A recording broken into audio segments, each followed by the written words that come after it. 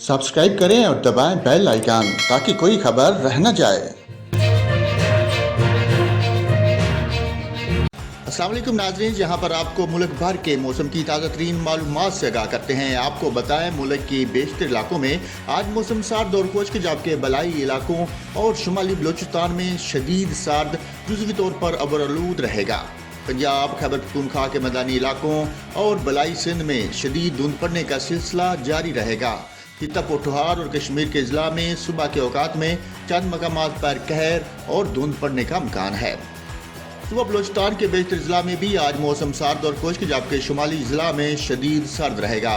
ताहम रात के औकात में शुमाली अजला में मतला अबरआलूद रहने के अलावा क्वेटा, चमन, ज़ियारत, सूब और गिरदोनवा में हल्की बारिश और बर्फबारी हो सकती है। सुबह सिंध के बेशतर अजला में भी आज मौसम सर्द और खुश्क रहेगा।